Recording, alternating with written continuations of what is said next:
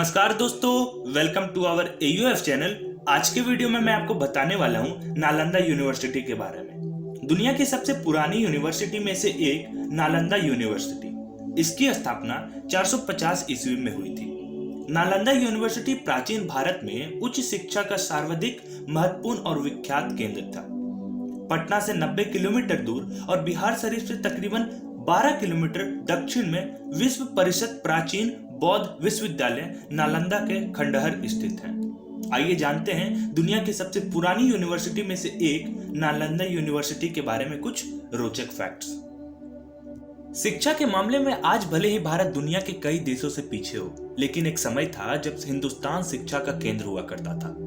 भारत में ही दुनिया का पहला विश्वविद्यालय खुला था, जिसे नालंदा विश्वविद्यालय के नाम से जाना जाता है। प्राचीन नालंदा विश्वविद्यालय की स्थापना गुप्त काल के दौरान 5वीं सदी में हुई थी, लेकिन सन 1193 में आक्रमण के बाद इसे नेस्तनाबूद कर दिया गया था।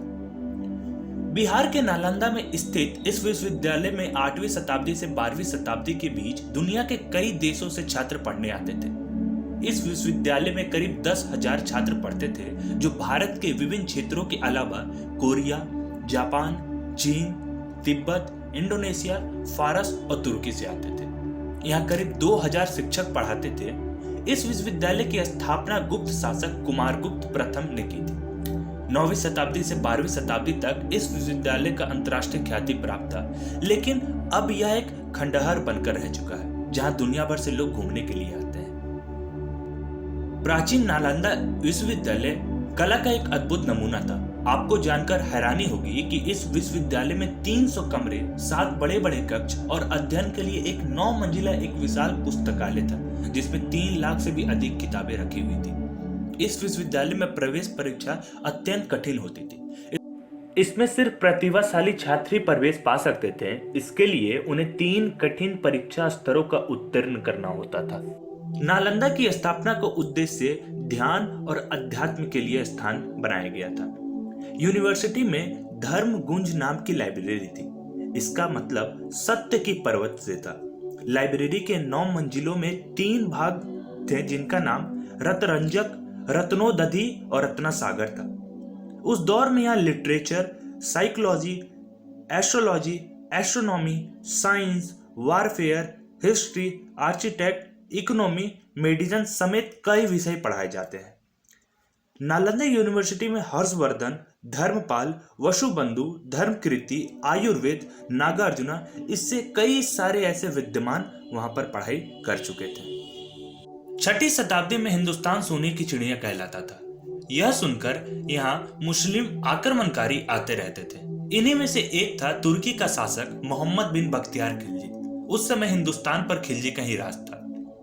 कहा जाता है कि एक बार बख्तियार खिलजी बुरी तरह बीमार पड़ गया। उसने अपने हकीमों से काफी इलाज करवाया, लेकिन कोई असर नहीं हुआ।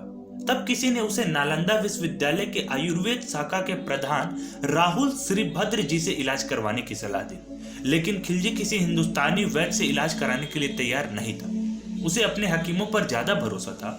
उसका मन ये मानने के लिए तैयार नहीं था कि कोई हिंदुस्तानी डॉक्टर या वैद्य उसके हकीमों से भी ज्यादा काबिल हो सकता है।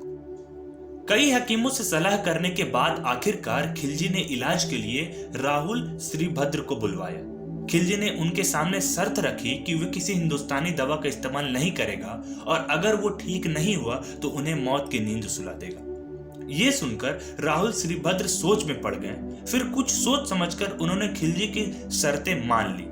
कुछ दिनों बाद वो खिलजी के पास एक पुराण ग्रंथ लेकर पहुंचे और उससे कहा कि इसके इतने पन्ने रोज पढ़िए, आप ठीक हो जाएंगे। दरअसल बात यह है कि राहुल श्रीभद्र ने कुरान के कुछ पन्नों पर एक दवा का लेप लगा दिया था। खिलजी थूक के साथ उन पन्नों को पलटता चला गया और धीरे धीरे ठीक होता गया। लेकिन पूरी तरह ठीक हो जाने के बाद उसने हिंदुस्तानी वैद्य के एहसानों को बुला दिया। उसे इस बात से जलन होने लगी कि उसके हकीमों से भी ज्यादा काबिल हिंदुस्तानी वैद्य थे, जिन्होंने उनका इलाज किया था।